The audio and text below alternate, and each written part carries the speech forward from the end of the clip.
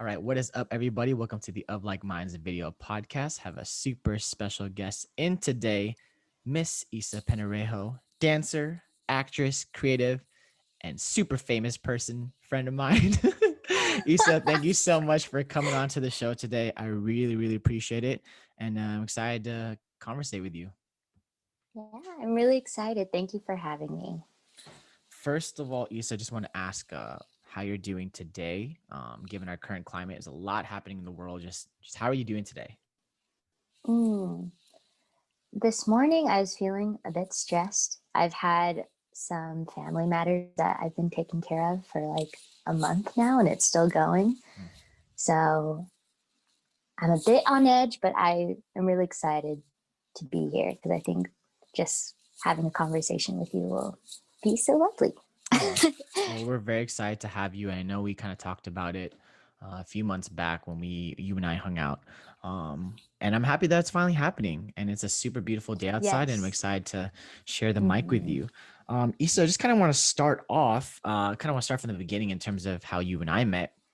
And probably unbeknownst to a lot of people, like you and I met during the trial process of Choreo Cookies. Choreo Cookies is a dance company that you and I Yes. dance on. And, I still remember, I think the first rehearsal, you weren't there. I think I remember it was me, Jairus, and I think Leah. I don't even think Divine was there the first time. And I think Yeah. you and Jared were a month after. So I remember kind of being like, okay, these are the Mm-hmm. people that I'm rocking with. And I remember a month later when we were in like a different room in San Elijo at the time, I remember when it was you and Jared came, I was just like, oh my God. Like I remember like specifically like already like having like a, oh my God, like they feel like a completely different group. I'm just like, I don't know how I feel about these people. And it's funny because I love all of you and now you're here. If you could just maybe talk about Yes. what that process was like and whatever you remember or recall from that time. Mm.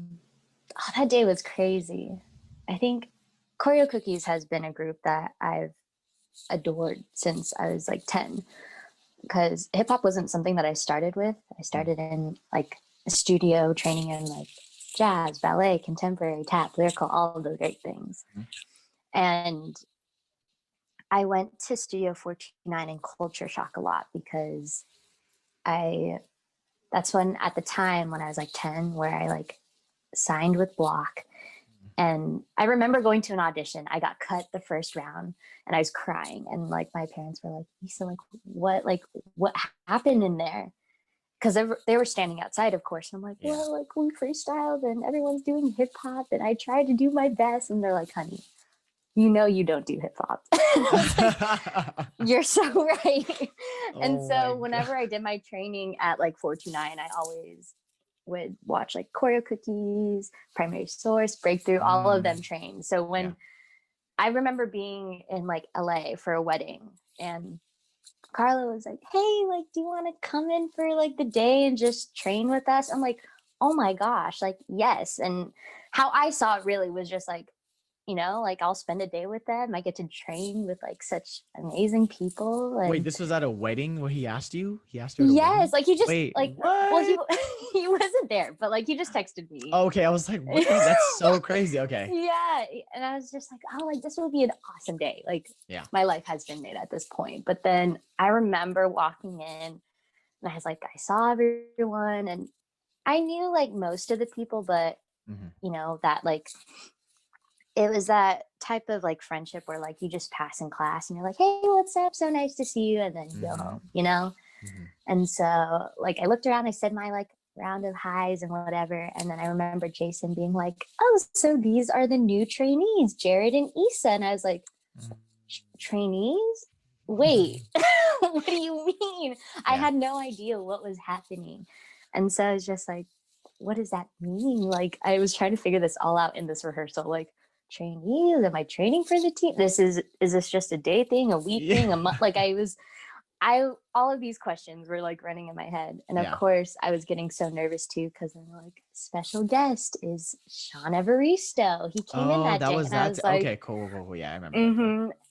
And I was just like, oh my gosh, what? Like all of these, again, amazing dancers, like these genuine people, like are Yeah. all here. And it was, I'm still shocked, like thinking about it, because it was unreal to me. Yeah. But Well, I don't yeah. know if I don't know what you knew or knew about the process, because I think that was something that you and I could always relate to, because I was away for a while. I was living in LA because I went to school at Mhm. UCLA, and I lived for 3 years after that. So I was gone for like 7, 8 years, like not in the Yeah. community at all. And I know you were always doing your own thing too. So I didn't really know either, like what I was like, okay, like I guess this is how it's done. And then I kind of just learned through the grapevine and hearing from people once you're kind of on trial. I don't know if did you know anything about the process coming into it, or how was it? What was it like? Were you just learning on the fly? Like, what was that like? I would say I was learning on the fly because I think I knew that there weren't any auditions for cookies. Like it Yeah. was, invite only, but I didn't know what that meant, like what that process was until after that day.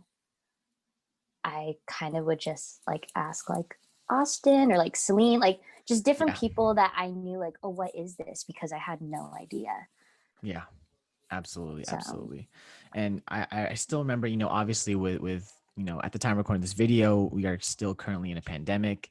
And our first year, I think, was really the only full year that we actually had, which is crazy because it yes. seems so long ago, like in 2018, 2019.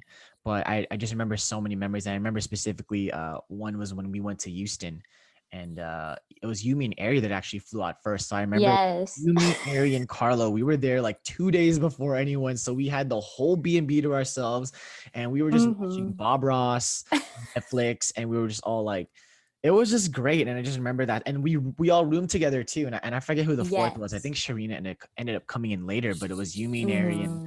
And it was just a really great bonding moment, because that was the first time that we this is after officially getting on the team a few months earlier, after the trial process. That was our first performance, and so that was a Yes. big deal because it was our first performance with the team. And it was also, it was a traveling opportunity, and it was great. So Mm-hmm. I don't know if you just talk about like that trip, because a lot of those people still play a role in our lives, and they visit, and whatever you recall from that time. Oh yes. I definitely, the first Houston trip was like the one to like remember. Mm, I think getting to travel with you and Ari and just being out there for a little bit before like more people started trickling in was mm, so much fun. Because I think too, like out of our class, I did not know anyone. Like there, I had no connections, and I was just like, oh my gosh, like I admired all of you as dancers, so I was just really intimidated and nervous yeah. already, and so I was really excited to like get to know you. I've seen Ari in classes, so Yeah. getting to know her as well was awesome. And I think what really stuck with me was the whole like family aspect of like the community, Mm, because even though I like took classes growing up and would pop in and out of like these like studios that mainly did hip hop classes, I never had a set group of friends or like that one person that I would always like go to these classes with. It was just mm.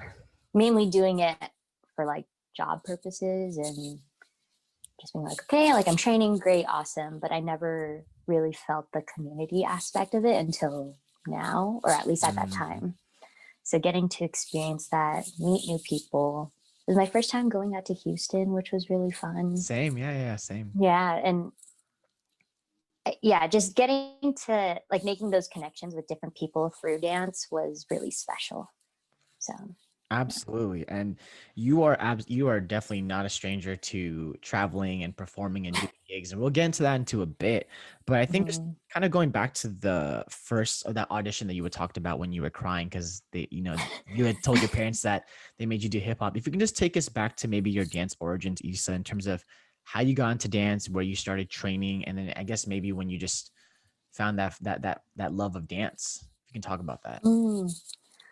I started dancing when I was 4. And Mm, at the time, I was doing gymnastics. mm, And so it came to a point where my parents are like, okay, what do you want to do, Ysa? Like, which one do you like? Because we're going to have to drop something. And of course, I like gymnastics, but the bars, the beam, the vault, like anything that had to deal with being up in the air or like mm. just off the ground was really scary to me at the time. Yeah. So I was like, oh, dance. Yeah, I'll just do that.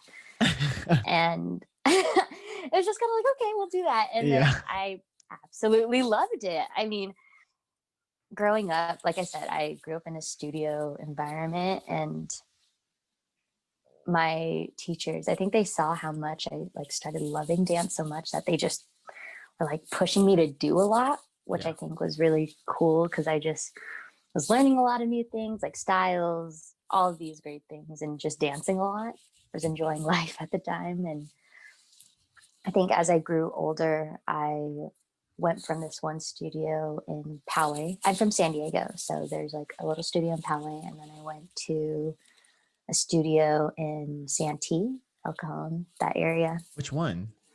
Touch of Class Dance Academy.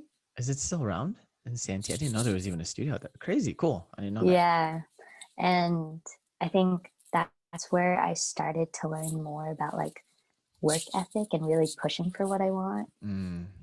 Two of my instructors, shout out to Casey Hellenkamp and Linda Bush. Shout out. They're really strict where like they were just really pushing me, like doing all of these like solos and pieces and like being in the studio for like 40 to 50 hours a week, like type shit. It was like, it was crazy.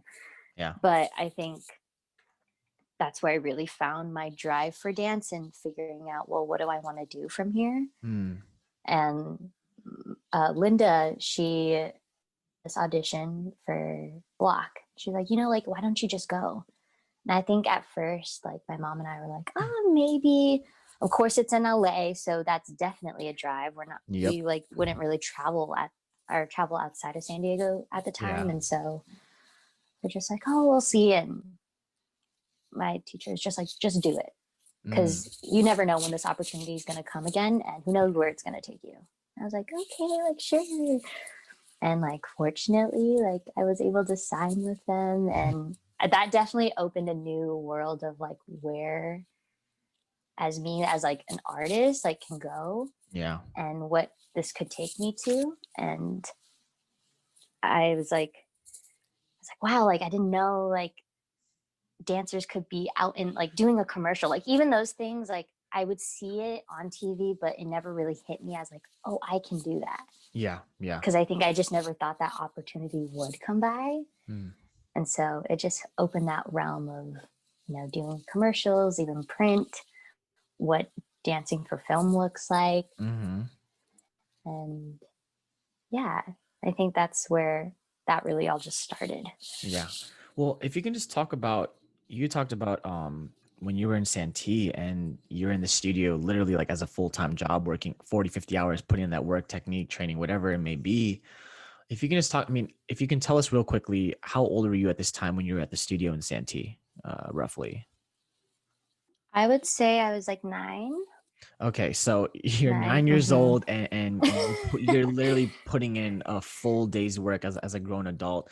I think from a normal human being, I think that would break a lot of people. And a quick aside that I want to relate to too is that when I was teaching in LA, I remember the first time I realized that everything can be taken away from you really quickly. This is when I started teaching full time. One of the studios I was teaching at, I actually got fired from because one of the kids said that class was too hard. And because they had a smaller pool of people, everyone's opinions weighed so much that those two kids, you know, and their parents, if they were unhappy, that could literally decide if they were going to make rent or not. And so they decided to let go of me. And I remember I took that, that really opened my eyes and reminded me of the industry that we're in. But quickly going back to your story, if you could just talk about like how, like, I feel like that would break most people. And just being that young, you talking about learning that work ethic, you know, that studio, I don't know where that resilience came from, but if you can just speak on like, how were you able to push through like that rigorous workload, 40, 50 hours of physical, mental training at such a young age? I think it started a lot too, even before then, before I moved to that Santee dance studio, because I remember a couple years ago, I was going through like some dance videos that like you get at competitions. So you can like watch your performances or hear like feedback, all of those things. And I I remember my mom printed a piece of paper out of all of the things that like I'm doing for the whole competition season. Yeah. And I think somewhere between like the ages 7 and 8, I had in total, and all of these like pieces would be like competed at one competition. I would do like 13 dances, which included like 3 solos, which varied from like I compete all 3 or just 1 or 2. Yeah. Maybe a duo or trio, so consisting of someone else with me or 2 other people, and then like however many group pieces. Yeah. So that was very normal in a studio dance competition environment to do that many. So I think that was just kind of instilled, and I was just like, oh, this is a regular, I'll do it. Yeah.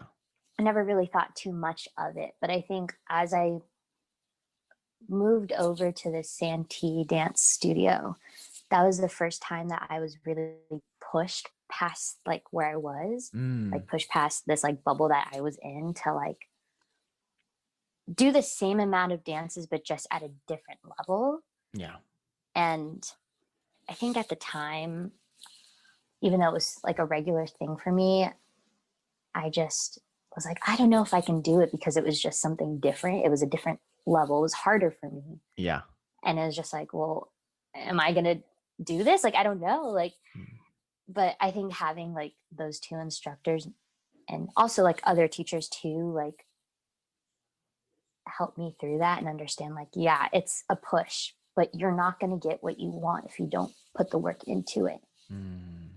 And I was like, oh, okay. And I also too got scarred because like I remember walking into one of like the little girls like private, because I had to go use the restroom and we had to like walk through like certain rooms. Yeah. And I remember I have never seen my instructor like this with me, but just seeing her be like, if you don't like do this, I'm not going to teach you anymore. And I was like, oh my gosh. Like, and to me, like, look, I looked up to her and I was like, oh, I don't want her to like not teach me anymore because then I wouldn't like keep going. So that was just like, well, I got to like work my ass off now. Like I got to like get my shit together because then I won't be getting where I need to be. So I think just having that mentality of like, you just got to put the work in. You know, it's going to be stressful. You know, it's going to be hard, but find that time to rest. But it's just a grind. You got to keep going.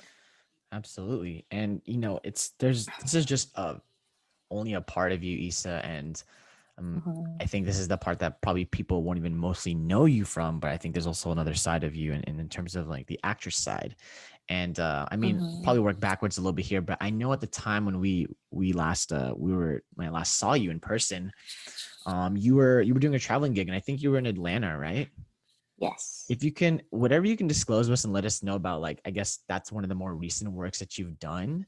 I don't know if you can share anything from that time, or just like, obviously you have a lot of experience in traveling and doing a lot of really great things that we're going to get into, but I mean, that's just the most recent one. So that's like the first one that comes to mind for me, but anything you can let the audience know in terms of what you're working on, what that was like being on set, and then even being on set during COVID. I think that's also another dynamic that's like, how the hell does it even happen? So yeah. I was getting to a point with my acting career where like, besides like my personal like life affecting how I like would go and do auditions, I was like, I lost the touch of like enjoying acting and like getting these scripts, even though they're auditions and, you know, you get more no's than yeses. You know, enjoying what people are putting out there, these projects, what characters like people are creating. Like I just lost touch of that. And I felt like I was forcing myself to do a lot of things. Yeah. And I wasn't sure of like, oh, do I really like what I'm doing? Like, am I just doing this for job purposes, or like, am I truly putting myself out there as authentically as I can? Yeah. Within acting, like I had all these questions going, and it came to me just like deciding that maybe taking a step back would be like the best option to figure that out, and to hopefully revisit, which was really hard. I like I was doing this for so long. Like at this time, I've been acting for, it's going to be like 11 years. Yeah. And to step away and from something that I have enjoyed in the past, it was another way to express myself, was it definitely took a toll. And also to be like, to go out and see friends and always ask them to like, hey, like, how's acting? Like, how is everything? Yeah. You know, it was kind of like you're like poking at a wound that's just like there and it's still like hurting and stuff. So it was really hard at that time. But with the job, it was crazy because I sent that audition and then I made the decision to take a break. And my managers and my agent were so supportive, which I am so grateful for them. And the one manager that sent me this audition, she called me and she was like, hey, like, I know that you're on a break, but I just wanted to ask you about this job. And, you know, they're interested in you. And I wanted to check in first to see if you wanted to move forward or how you feel about it. And I was like, at first I was really hesitant. Of course. But I think talking to that one manager, she was like, yes, like I definitely understand like taking a break, but also if like you working this job, that was a role that I've never done before in a show that like I've never really did as a project. It was like something different. She was like, maybe even if you do book it, this could give you more insight of like, if you really want to do this. And I was like, yeah, like that's totally that's a different perspective that I wasn't thinking about. So I told her I was interested and like, whatever you can do, like, please keep me updated. And it led to me talking to the creator of the show, which the show is Stargirl. They currently have a season out right now. And he like gave me insight about this character and what it is. And we just talked a little bit more on a personal level of like, he was just more curious of like, why did you stop? Like, you know, like your audition was really good and we loved it, but like, why did you decide to take a break? Yeah. And I told him, and, you know, he's like, it's crazy because with this character in similar ways, that's what she's going through right now. And we see that arc in that season. So after talking to him, he was like, well, if you're interested, we'll like have to run it by like the network and see how it all goes. And I was like, yeah, I'm interested. And then I like booked the job, which is crazy because like going to Atlanta for a job, it was my first time out in Atlanta. It was the first job that I traveled out of state by myself. So that was like a whole new thing too, just being like out there by myself for 3 weeks, which is a good amount of time. Yeah. And figuring my way around everything. And yeah, honestly, I'm really happy that I took this job. Absolutely. The experience in itself, like the cast was just absolutely amazing. I would say it's one of the few casts that I really connected with and have had great relationships outside. Saw you were definitely more open about that on social media, and I'm not even really. I was like, damn, like Isa's like has like 20 new best friends.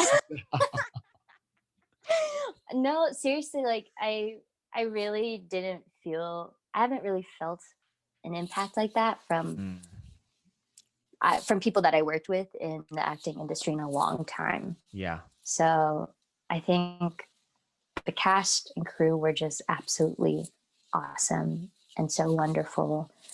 And getting to talk to them too about their own experiences with this project Stargirl and how they booked it, where they were in their own life at the time. It was very comforting.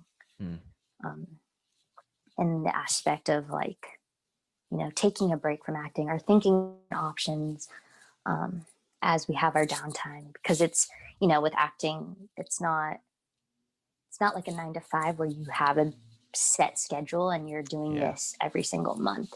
Yeah. I mean, a job can work from like weeks to months. You can be working the whole year or you're not working the whole year. It really varies. Yeah. So, yeah. So the experience of self was just everything that I wanted and more, really.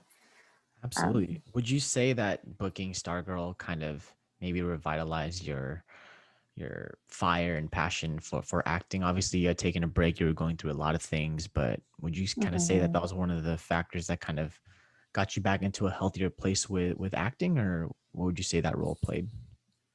Yes, I would say most definitely. I think it helped me rewire myself to, you know, like I see why I love acting and what I love about it, but also now to like being set in stone with what I want, like what I want for my own career. I think growing up, it wasn't a sense that like my parents were forcing me. I would say that they weren't doing that at all. I think just as I got older, I never had a really good grasp of like, oh, this is the job that I want. This is, this is really like I really connected with this character and I'm so excited to audition for this. Or, like just stuff like that, being nitpicky in that way. It was kind of just like, this is a job, it pays me and it's something that could help me in other things, which is not a bad thing. Yeah, no, And absolutely. I think just like personally, I was getting to a point where I focused so much about it being a job rather than, you know, it's something that I'm really passionate about and truly love and get to, again, express myself. I lost sight of that. Yeah. So I think after Stargirl, it really, like I said, it just rewired me to think about those things a lot more and stay true to what I value within acting. Now, we're going to be jumping all over the place here, Ysa, so bear with me. Now, I think a notable thing is that first one. I'm going to specifically focus on the acting gigs that you've booked, and if you can maybe talk about, you kind of alluded to it earlier.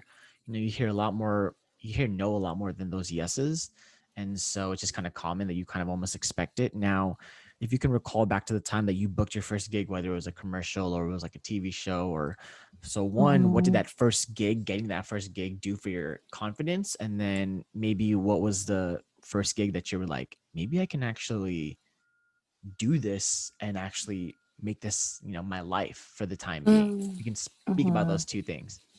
Yes. The first gig that I ever booked, it was when I was still with Block, and it was for these like charms. It's called Lucky Charms. The cereal? They were kind of not Lucky Charms, a cereal, but like it's supposed to mimic like it was supposed to mimic at the time when I was really younger, like Juicy Couture had those bracelets that you could buy charms for. Yes. So it's supposed to mimic that, but like the toy version. And there was this cute little like dance commercial, and I was like, oh, like this is cool. Like honestly, it was very like surface level, just like, wow, like, whoa, like this is how commercials are made. Like what? Like this is how it's happening. Like just realizing those things. And I was just really having fun with it. And as I like started doing like more commercials and like print stuff, like modeling, I was like, oh, this is like another outlet. Like people can do this too. Wow. Like I was just really shocked and amazed by everything. I think the time that I realized that, oh, this could be like my life is when I booked my first movie, which was also my first acting audition. And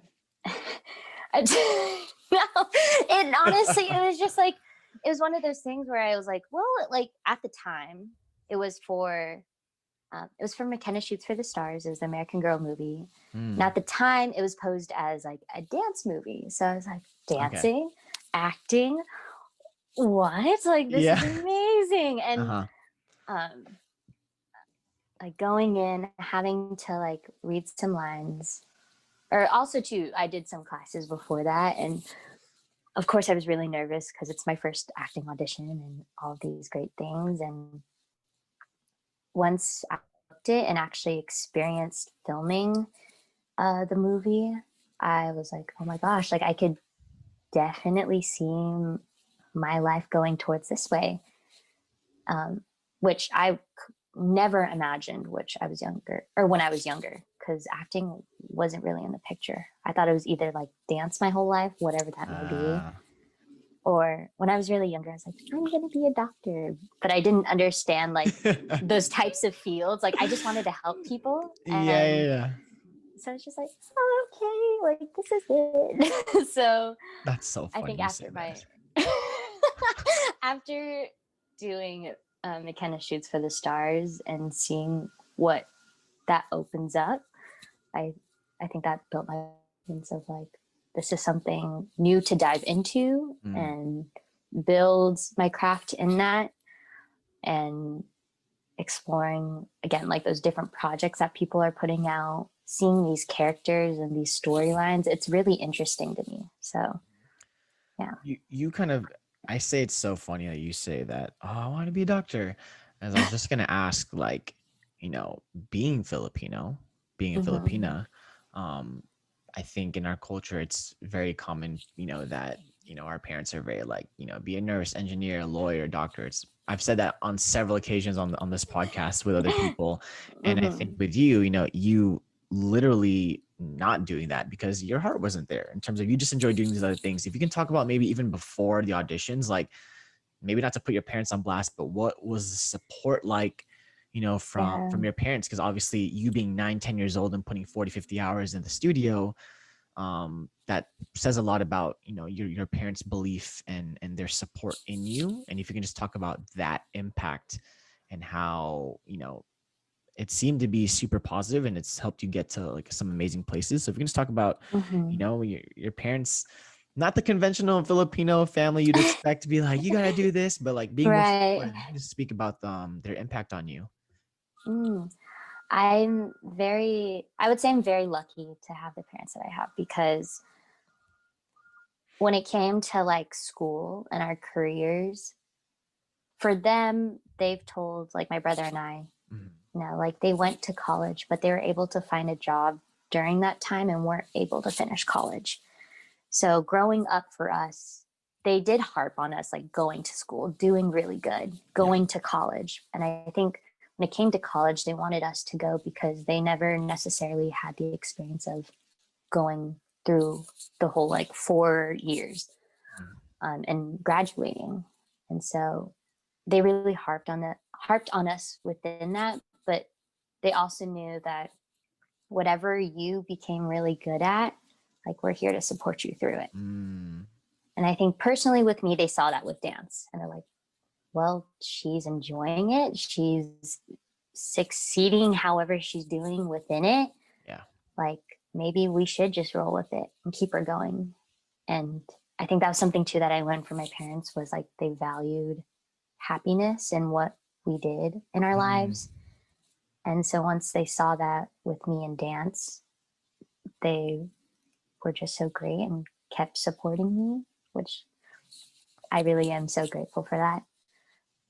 I mean, I definitely had like my grandparents, like I will say, like on my mom's side, that were like, you better go to school. Like I don't know why it's this phrase, but I remember my grandma being like, this is so off topic, but she's like, well, you got to finish school first before you get a boyfriend. Like all these things, like school was the thing, you know?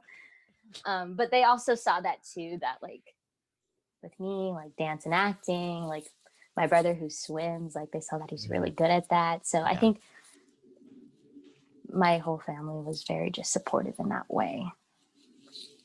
That's amazing. And that plays a huge role. And I think we're all kind of realizing that in COVID is, you know, you don't really get anywhere without, you know, the help of others. And, you know, family is a huge foundation for a lot of us. And it's, you know, no different for you. And it's amazing to hear that.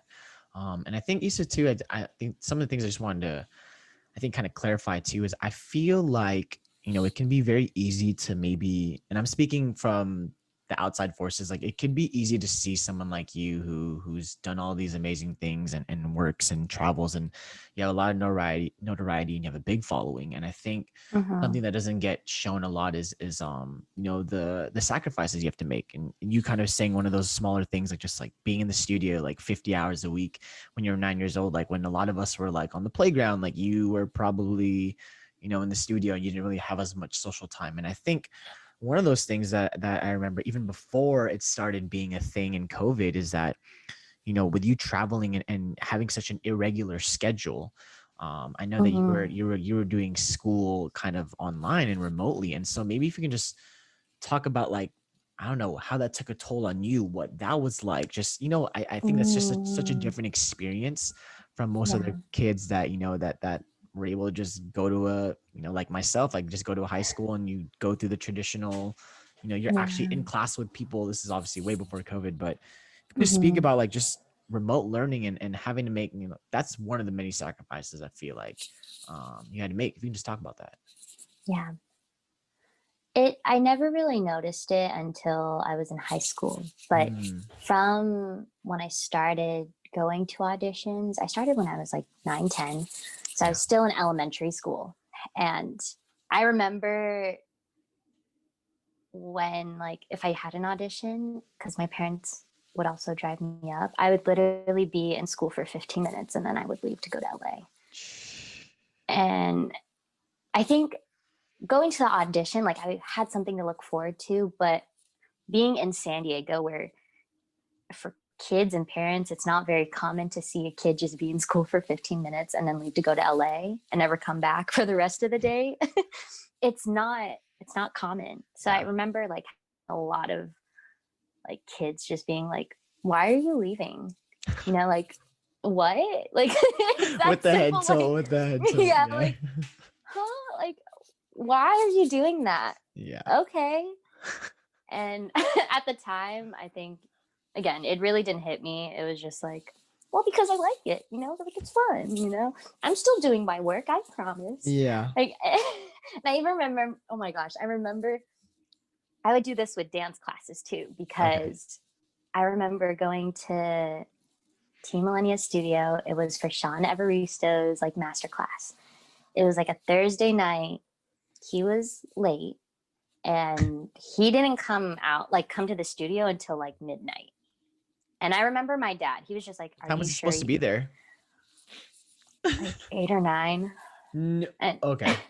yeah, I don't know. He was doing his own thing. He was like, Cool. at the time he was still like, he was very special. So Hmm. I was like, okay. Like my dad was like, are you sure you want to like be here? I was like, I think when it was starting to hit like 11, like 45, let's say, I was like, oh, we'll wait till 12. If he isn't here, then we'll go. Like me being a sad little girl, like wanting to take class, My like, God. and he came, and I was like, oh yes, like my life has been made. But I remember like adults looking at me, and they're like, why are you like, do you have school tomorrow? Like, why are you out here so late?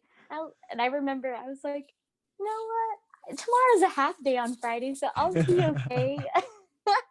And they're like, what? Okay. Like, Yeah. just stuff like that, where it was very uncommon. And in high school, I felt that more because all 4 years, I had all my academic classes online.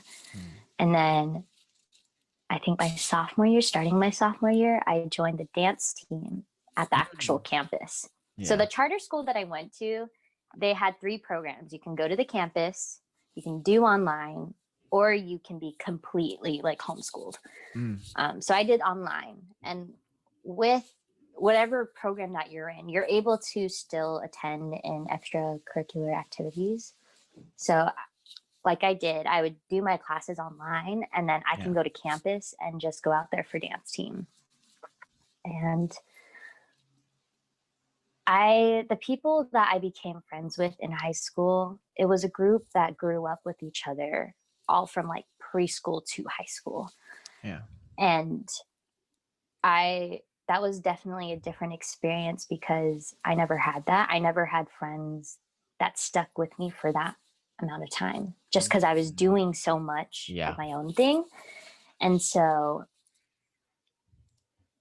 I would say in high school, with my like social high school experience, I think in that way it was definitely hard for me to connect with them, because I would throw in myself into situations that, you know, I'm just there because these are like my only friends and they're all hanging out together. So Yeah. I'll just kind of go and be there and not truly being like, oh, let's do something that we'll all enjoy, that like just stuff like that. Yeah. So it definitely took a toll, but I think I would say like after high school, getting more into like community, joining cookies, like Yeah. it made me realize like the true understanding of having those close friendships, and, you know, understanding that no matter what's going on in my life, in their life, like we'll be there. We'll always come back to each other. And again, that was like, I never really understood that or truly valued it until after high school. Mm. So I think just leading up to that point, I kind of ran with it, but Yeah. I just never really like realized till later how much it affected me. Mm-hmm. I feel like at a certain point, Issa, when this is going back to just I think you getting more notoriety and getting bigger, and your brand becoming more like you just being known as Issa. I don't know if there's ever a point where you had to kind of differentiate and like kind of weed out maybe people that were maybe only connecting with you for their own self-interest. I feel like that's applicable to pretty much anyone, but Yeah. I think the stakes get higher, and people may try to leverage certain relationships to get things for themselves. I don't know if you've ever had to. I would just have to imagine that, with a bigger following and just like people seeing you like, Uh-huh. oh, I can get more out of this because networking and all these things. I don't know if you've ever had maybe had your own dealings with those kinds of things, or if you can speak on any of that stuff, because I feel like you having more people knowing about you is just like I feel like that's Yeah. likely. So if you can just talk about that, if there's even anything to talk about in that sense. Yes, I most definitely had those situations. I think it was like, it wasn't anything big where it becomes like blown up. It's just like little comments and stuff where, um, like in high school, I went to a charter school that was predominantly white, very Mm, few Asian people there. yeah, Like I kid you, I probably was like one out of the three Filipinos out there. yeah, And you know, of course it is a little bit harder with like online kids and like campus kids. There was a yeah, different like definite separate from that. So like people will know like, oh, like I know that you're not on campus because I don't see you a lot, stuff yeah. like that. But I would come to high school and people would be like, oh, you're that redheaded Asian from the Netflix show, right? And I'm Mm, like, yes. And I'm like, I'm looking at this person like I've never met them before. I've never seen them in my life. yeah. And they're like, oh my gosh, you're verified? And I'm like, it's that like head tilt moment, like, Like that's the intro to the yes. conversation. Yeah, Yeah, like, okay. And like, honestly, like, it leaves me at a point where it's like, hey, and what? Are we going to base this conversation in our relationship solely on what yeah, you only see on the surface? Like, wait a second. yeah. Um, I've had instances where, like, I think I've told you this before. I Probably. remember taking class. Yeah, I was like, I probably have told you this before, but I've gone out, take class, and like after we hang out with a group of people, you know, at this time now in our lives, it's very normal to be like, oh, like let's follow each other on Instagram just to stay connected. And we were like kind of passing our phones around, and this one gal, she's like, oh, this is you. And I was like, yes, like, what about it? And then she's like, oh yeah, I like tried following you because, you know, and you just didn't follow back. So then I just ended up like unfollowing you. And I was like, and I don't know what to say to those things. I was like, oh my gosh, like, I, what? Excuse her. She only has like 1 billion followers, so she's not gonna catch everyone. I'm just kidding. That's so No. petty, though. That's so petty. Yeah. So I think with those types of experiences too, again, it goes back to like valuing like true like Yeah, relationships that I have with people and meeting people that are not only here just to benefit from me and look cooler, but to actually have a connection with me. So I'm more aware of those things. And I think sometimes I am a little like standoffish, or like I'll be really sassy, but it's just because like some intentions are not what they are when they first like come up, like there are people that are like that. Yeah. And, we all have to protect ourselves in that way, protect our energy. So that is so well said. I think energy and time is extremely important right now, right? It's what are you doing with your energy and time? When we actually have, I don't want to say an abundance of it, but we have more of it than I think we did before, especially you and I, like so many of our friends. We're running around like trying to do all these different things pre-COVID, right? Especially with dance and teaching and just collabing and doing all these things. And I think now is kind of like a nice little reset in terms of trying to figure out, okay, what else can I do? I don't know if there's, I know you're still doing work and you've still traveled, and you did that, kind of recently when you went to Atlanta. I think that was what, when was that? No, November of last year? End of last year, right? Yeah. I don't know, maybe if there's been any new things you've kind of taken on during COVID. So maybe this last year, some new things you've been up to, and just more so just like, I don't know, it could be something small. It could be like big things. I don't know if there's something new that you've kind of been getting into, but how have you kind of evolved, would you say, during COVID, things you've done? Oh man. I think the biggest thing was just taking a break. We're always on the go. I personally know that like it's really hard for me to like just sit down and like be present. Like I always have to like be doing something. I'm always thinking about what I have to do later today, or like thinking about other things that just happened. Like my mind's just running. So to like learn how to like sit down, be within my thoughts, or just even not think was a big thing for me.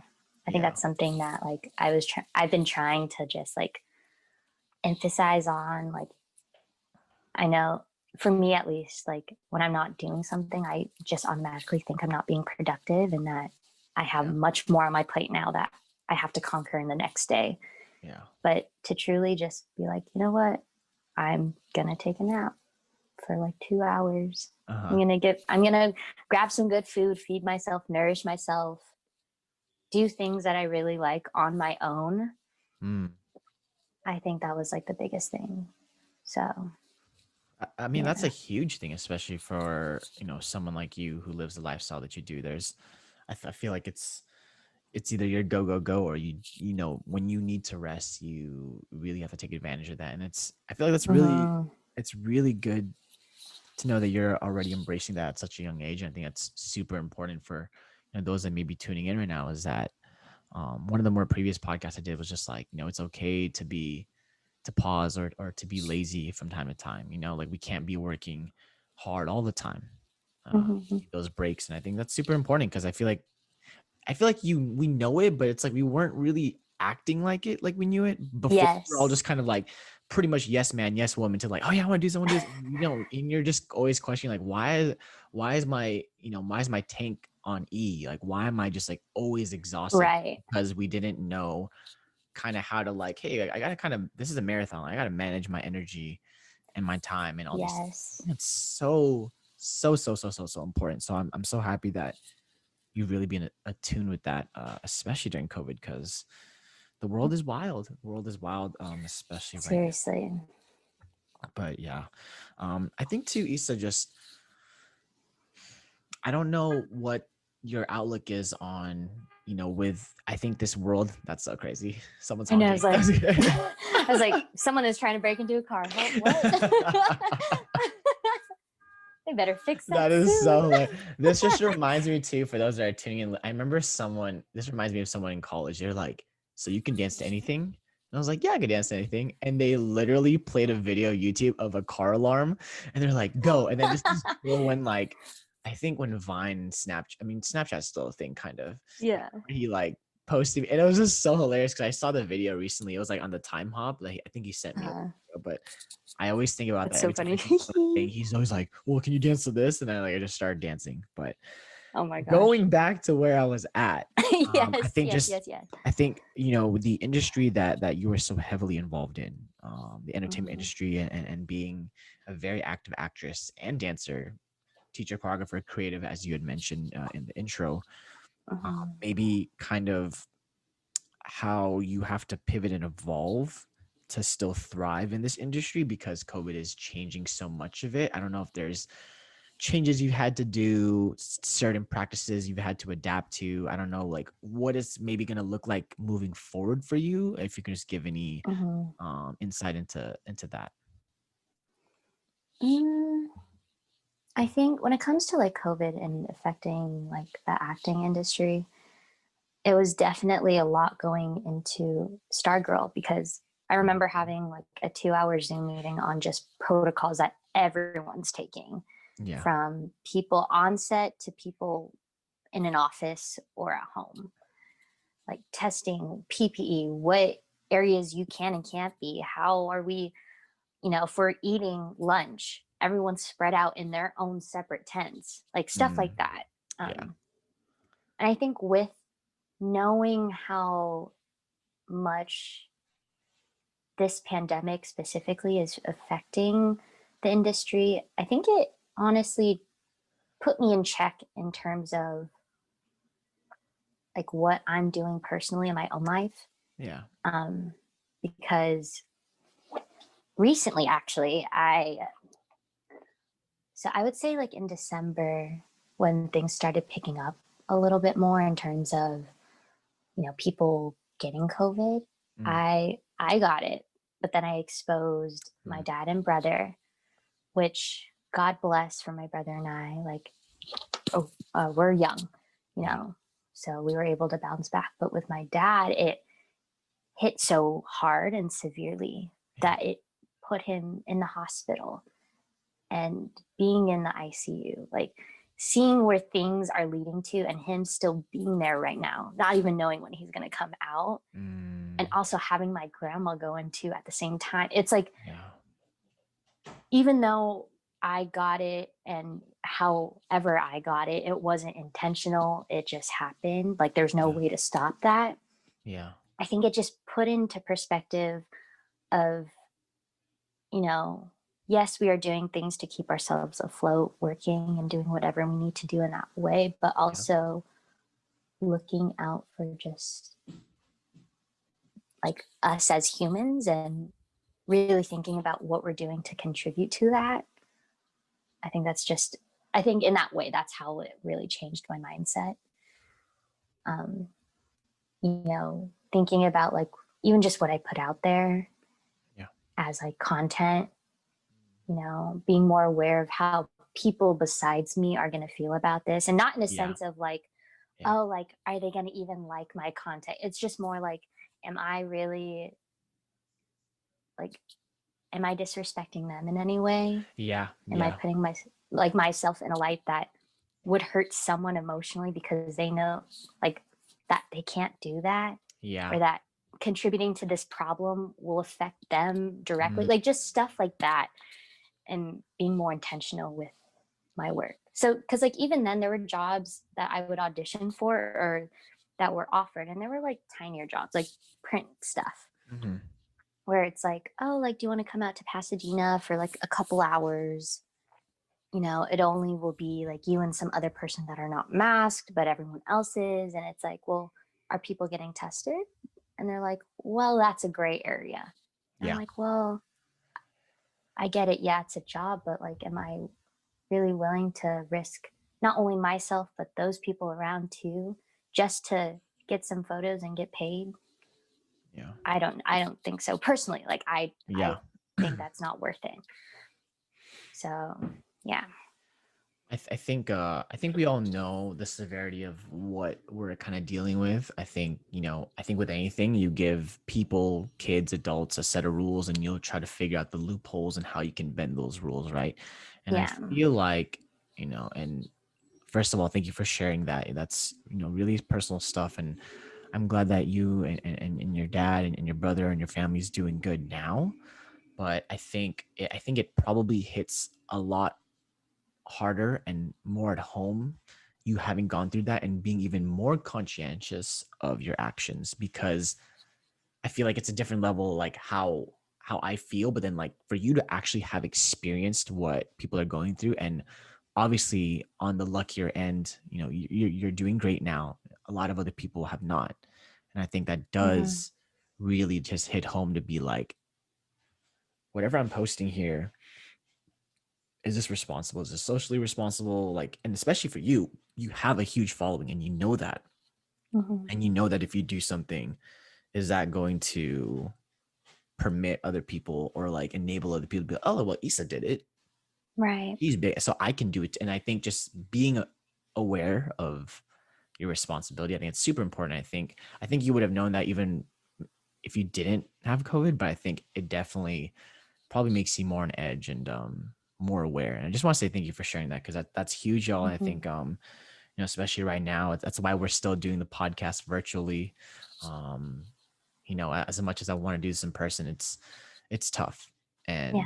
I think we all have to do our part. And this is just a random aside, but you know, I think we all have to really be in tune, and especially, you know, we all got to make our living, but you know, what you put out there it's really gonna affect not just those Mm-hmm. people that see, but you know, I feel like a lot more people have much more of an impact than they can ever imagine. And so our Yes. actions actually have huge repercussions, bigger than you could have ever thought. Like literally an echo chamber. Like you could say something, but you don't realize like how much that really reaches. So Yeah. I just want to say thank you, one, for sharing, you know, what you and your family went through, but two, even more so, like how you've responded and how you've kind of switched up that approach and that thinking. Mm-hmm. You know, and you know, I'm not, I don't want to leave off on that, Ysa. So you know I had to go here. But I just want you to quickly, one, if you can give us a little bit on one of the things you're probably more well known for, and I didn't know this until after I met you. So I'm probably the minority in that sense. But if you can talk a little bit about Project MC Squared and the Netflix show that you are, you know, you have Yeah. a huge role in, and just talk about booking that, you know, being on Netflix. I don't know if it's still on right now, but if you can just, I think it's one of the more prominent things that you've done. And you have, I mean, there's so many stories that people have told me about. I remember people seeing you when we were in Houston, people, like, I think kids saw you and they're like fangirling you at Soundbox. And I Yes. was just like, it was crazy, because I think I remember, I think I was actually there. I remember seeing that the first time we were at Houston, right? Mm-hmm. It was the first Mm-hmm. time. And I remember I was just like, dude, Yes. that's so wild. Like, that's so crazy. If you can just talk about, you know, that role, what it's done for you, just kind of given everything that you feel comfortable sharing about that role, and the role it's played in your life. Yeah. Oh my gosh. I, this project is very big to me. I think when it came to auditioning for it and like the process itself, I knew two out of the four, like, or there's four of us. I knew Mm-hmm. two out of the three girls already, which I adore them and they're so talented.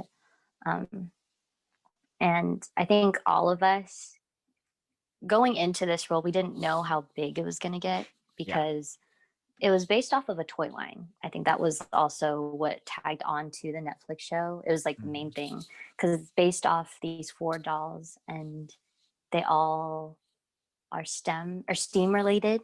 And so we all have like our own little like superpowers. So my So which one character were was you? like an Which one? engineer. Engineer. I was the engineer. And then like we had a chemist, we had I forgot the other, they all correlated with STEAM. I forgot the other two gals. Um, I think experience wise, that was the first time that we like, or I got to go to Vancouver and I Mm-hmm. got to go out Yes. there twice for like 2 or 3 months. And that was just really fun to be out of the country. It was the first time I've like ever went out of the country. And Wow. I remember, so I went 1 year and then the next year I came back again. So I think the second year that I went out there again, I experienced snow for the first time. And literally, my mom and I were singing like Christmas songs, even though it was like March, because it was like Aw. the snow. It was just really special in that Christmas way. songs and happy birthdays. Right. Exactly. I think that Come was on special now. too because I always spent my birthday.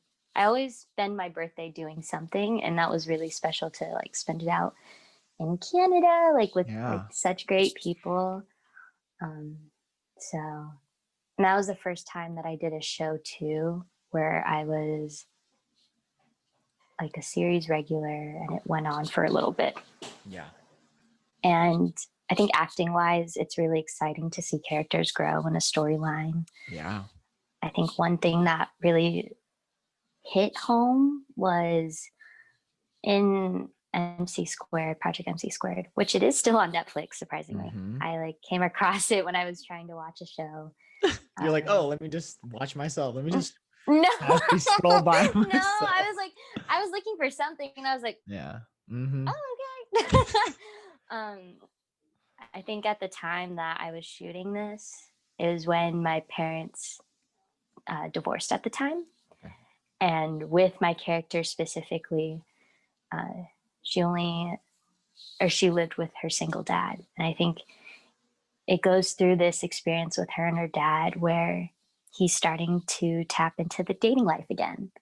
Like after, like, I think my character's dad, it wasn't because they divorced. I think she actually like, I think we developed that my Cam's mom actually like was sick and passed away. So I grew up with the single dad and experiencing that too personally. It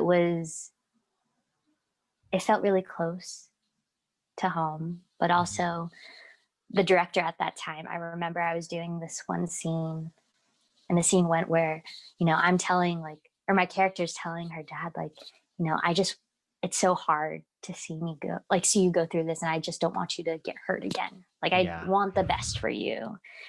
And that's why I get so defensive. And it's this very like sweet moment. And I remember one of the takes, like I stepped away and I like saw the director crying because he went like through the same thing with his daughters. And it was just so like, oh my gosh. Like I think I like teared up that day too. So I think it was really special in experiencing those experiences, but also bringing them onto a show that mainly targeted kids and like teens.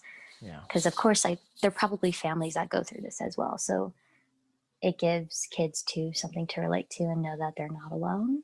Yeah. And whatnot. But besides that too, I had like really good experiences and bad experiences with people on set, which also opened my eyes to different things. And I was just like, wow, what an industry at times, you know, like it's just like, that's crazy.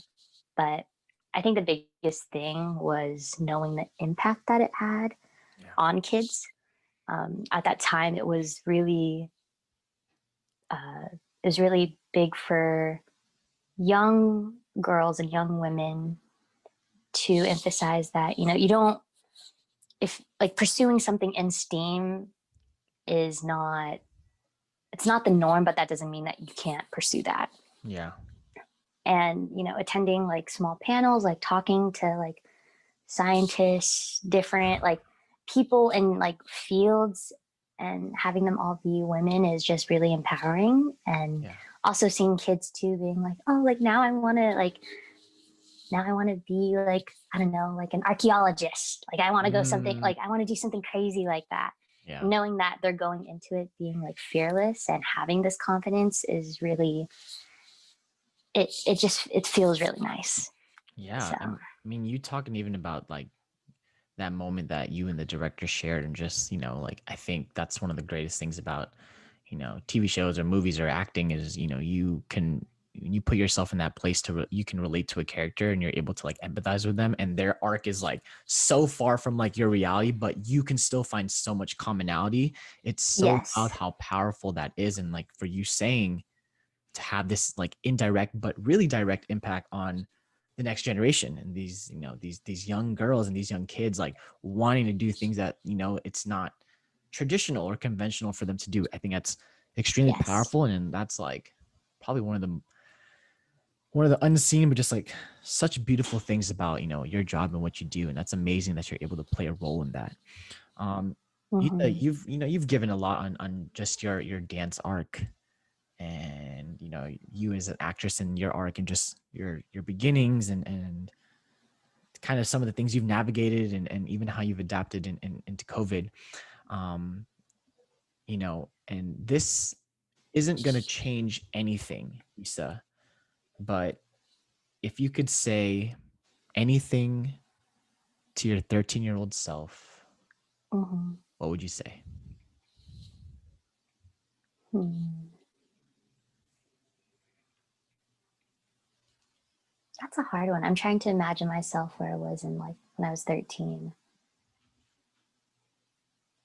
That's like middle school going into high school, right? Like kind of Mm-hmm. like I Exactly. was like, Yep. wait. There's a reason why it's that age. Yeah. I think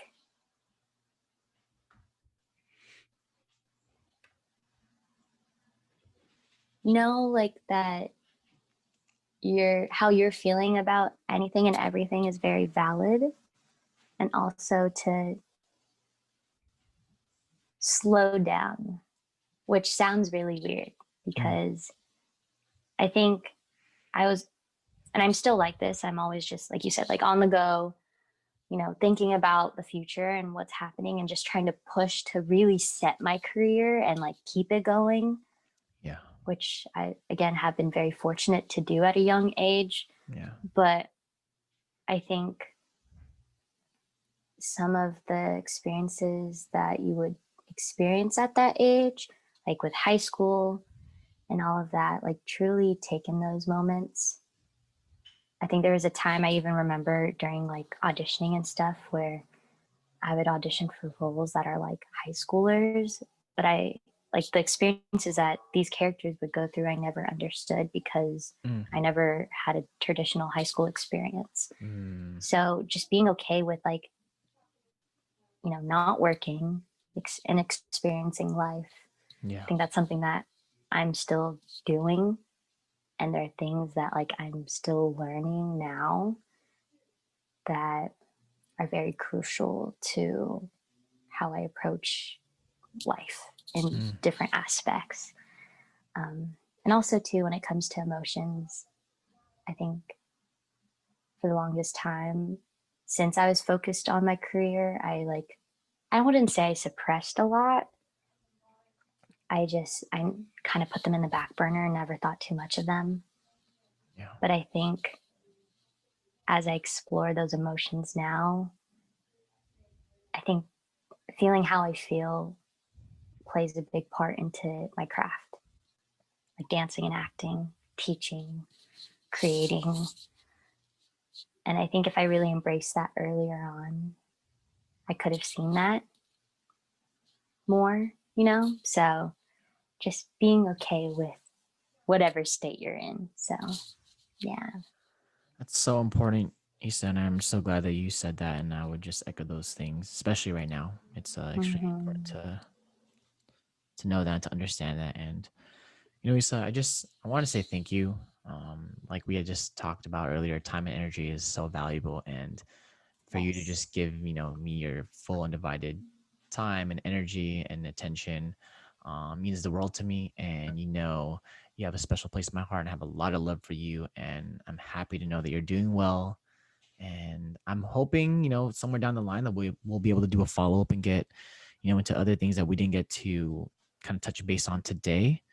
But Mm-hmm. yeah, just hopefully you enjoyed your time today here on the Of Like Minds podcast, and I'm looking forward to having you again soon. Yes. No, thank you. I really appreciate not only you bringing me on to here, but also creating a space for all walks of life to share their own journey and really connect other like different walks of life. So Absolutely. I'm really like, I'm so excited that you have this platform to share um, with other people and get their own experiences and share with the audience too. So thank you. Thank you. That means the world, Issa. Until then, Issa, just take care, stay safe and healthy. Got a lot of love for you, and I'll see you Yes, soon. much Okay. love. Yes. Thank you. Bye.